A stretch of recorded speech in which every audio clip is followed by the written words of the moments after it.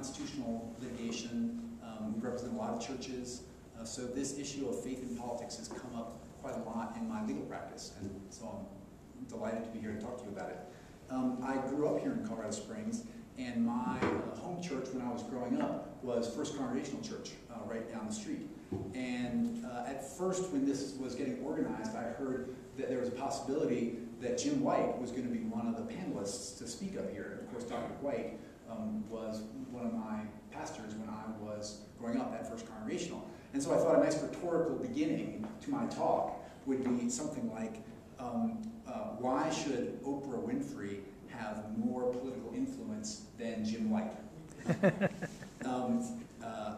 But he's not here. But I would repeat the same question with Jim Dobson or Martin Luther King, back when he was active, or Rick Warren from the Saddleback Church.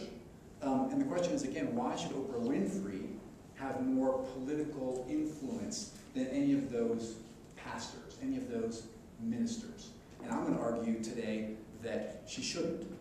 And so this puts me in an awkward situation, because when you come to a panel like this, you're kind of expected to talk, debate, exchange views with the panelists. But I felt very awkward when I felt I had to disagree with Pat's introduction of don't mix religion and politics. Because my thesis is going to be, I think it's okay to mix religion and politics. And I'm actually disappointed that our current legal system puts constraints on pastors when they want to become active in politics. So that's my thesis, and I'll see if I can persuade any of you that that's a good one. So let's first talk about Oprah Winfrey. So she has a huge following, right? She's got a very popular TV show. She sells lots of books.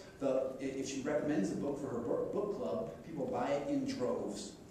I suspect, although I don't know this, I suspect that when she got into media, she got into it because she thought she could help people. She thought she was good at it, and it turns out that she was. And now we've seen that she's also a very powerful political force. When she wants to throw her energy behind candidates or behind issues, she can move numbers. Okay, well, I think a decent comparison, and someone that we've heard a lot about tonight, is Jim Dobson, also from Colorado Springs. Well, he also has a big following. He has, his very popular radio programs. He sold a lot of books. A lot of people listen to him. And he wants to be involved in politics, and he has found ways to be involved in politics, but they are more constrained than Oprah Winfrey's are. Why is that?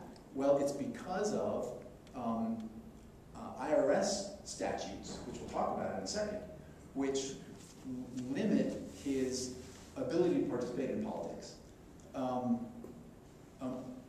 So we'll talk about that a little more. And I think that ultimately that those should be withdrawn.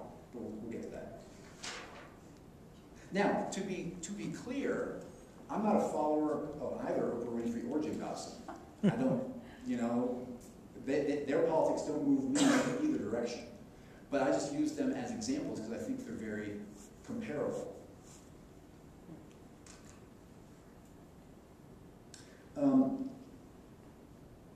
First, I want to just talk legally about where we stand, and then kind of try and develop my thesis a little bit more.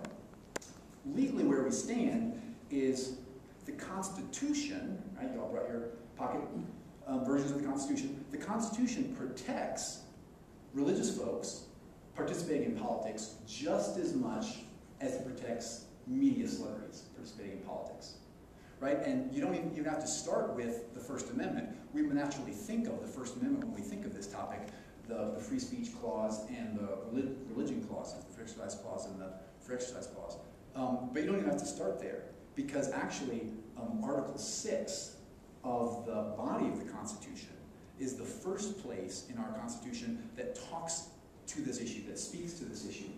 And as you might know, Article 6 says that government actors of the United States shall be bound by oath or affirmation to support the Constitution. And as you probably know from your history lessons, that was actually a religious concession, because there were religious believers at our founding who believed religiously they could not swear oaths. And so our founders said and wrote into Article 6, okay, that's fine. We won't bar you from serving in the federal government by making you swear an oath to uphold the Constitution when we know that you cannot swear an oath because of your religious beliefs. So they added the words, or affirmation, to allow those folks to affirm that they would uphold the Constitution and thereby continue to participate in our government. Article 6 goes on to say that no religious test shall ever be required as a qualification to any office or public trust under the United States. So after the oath or affirmation clause, it goes on to say that, again, to serve in the federal government, no religious test could be put on anyone. So it didn't matter if you, back then or now, were a Baptist or a Mormon or a Catholic or a Jew or an atheist. It didn't matter, because no religious test could bar you from serving in government. Okay, that's Article 6. But then the First Amendment, we want to move to the First Amendment. As you know, the First Amendment says that you can't prohibit, the government can't prohibit viewpoint discrimination. And viewpoint discrimination includes discrimination based upon religion. So you can't have a forum, for instance, a forum like this, and the city of Colorado Springs couldn't come in here and say, okay, we're going to allow you all to have a forum, but we're only going to allow the non-religious folks to talk. The religious folks don't get to share their views, right? That would be unconstitutional, both with the free speech clause and the free exercise clause.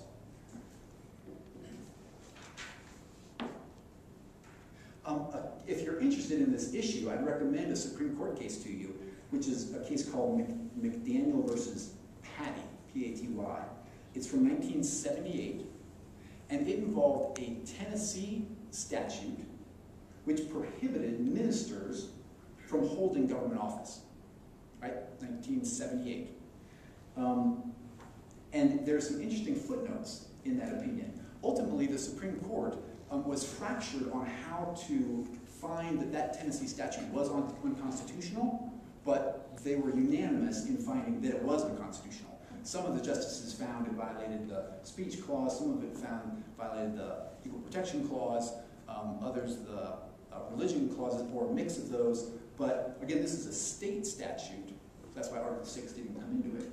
But it was a state statute, and they said, no, the state of Tennessee cannot put a religious restriction on politicians holding office in Tennessee. Now, in that opinion, you'll be interested to read, there are some footnotes. For instance, there are footnotes which talk about how in the early part of our republic, there are actually many states that had provisions like Tennessee's. A whole host of them. I don't have the list here, but a good dozen or more had statutes saying, again, ministers, religious folks, can't hold public office in our state. Now, most of those, I think the court goes on to say, were repealed by the legislatures.